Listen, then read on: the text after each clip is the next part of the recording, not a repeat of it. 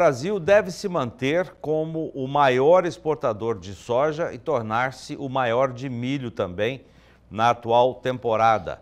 O dado da Companhia Nacional de Abastecimento leva em conta a produção recorde de grãos. Reveja números do 12º levantamento de safra que a Conab divulgou anteontem. A estimativa é de um volume superior a 322 milhões de toneladas de grãos na safra 2022-23, divulgada nesta quarta-feira.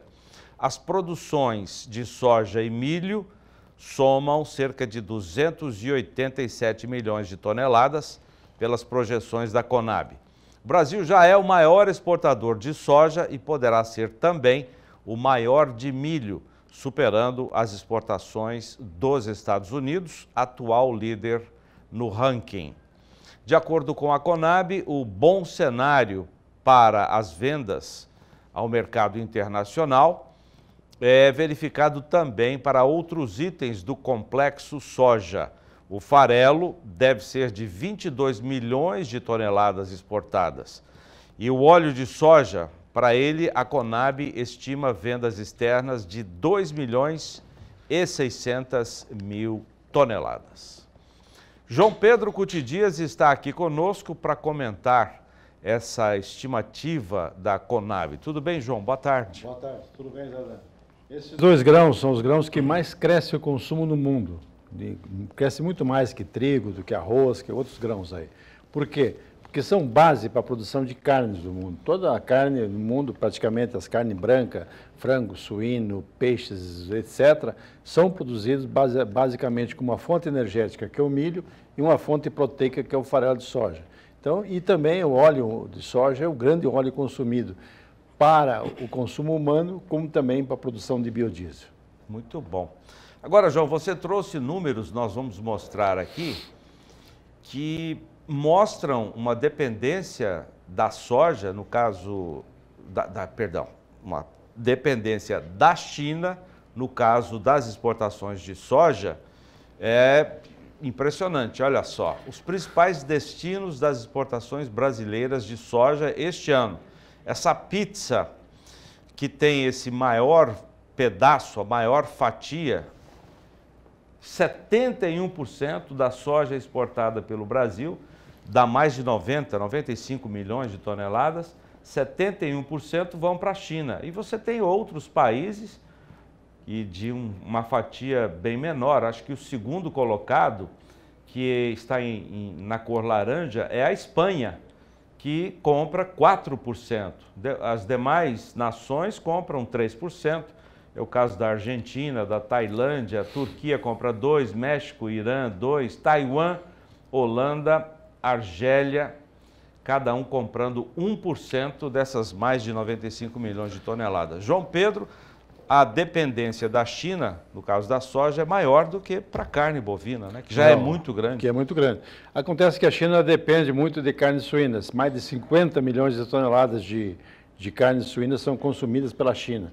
E ela depende, e a carne suína, hoje na China, o governo está fazendo uma rastreabilidade, ou seja, a carne suína que está à venda, ela tem que mostrar a origem, se passou por todas as questões sanitárias, ambientais, etc.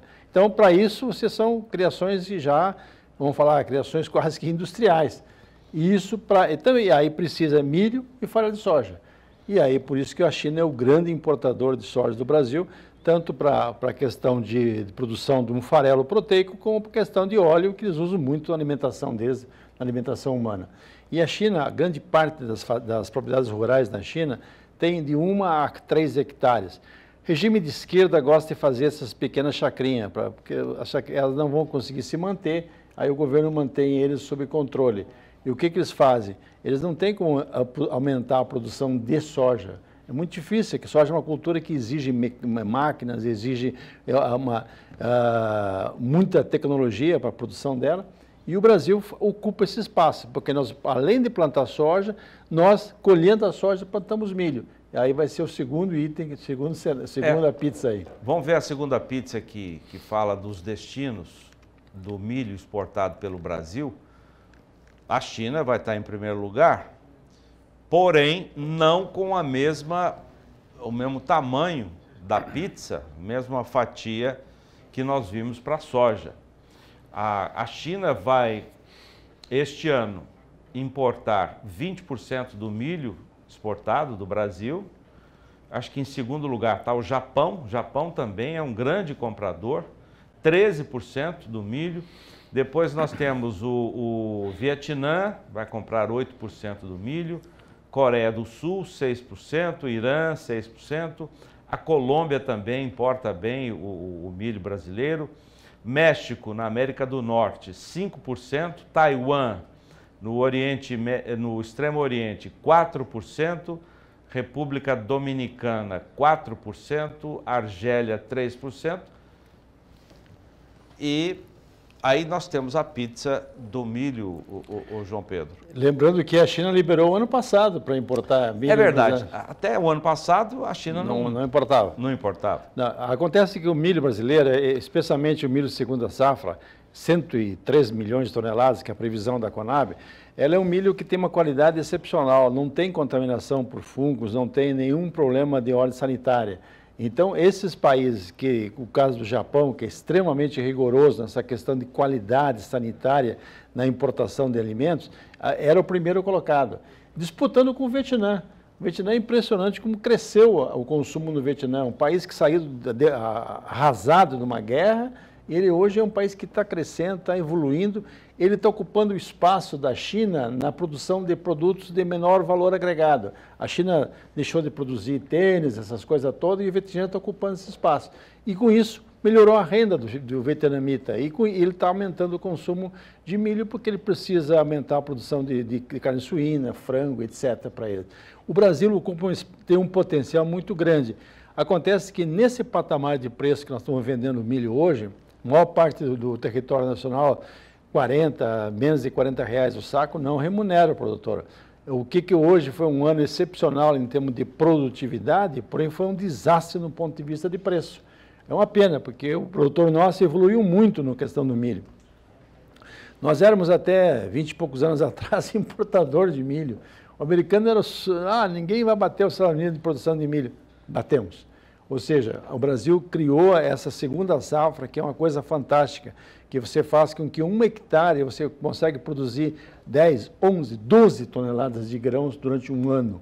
É uma coisa que poucos países do mundo fazem. E essa dobradinha, soja e milho, são os grãos que mais crescem o consumo no mundo, que o mundo mais demanda, e o Brasil que tem as condições melhores para atender. Infelizmente, não é o mesmo, não posso falar o mesmo da logística, especialmente a questão portuária, que no Brasil tira do produtor muito da sua rentabilidade. Por causa do frete.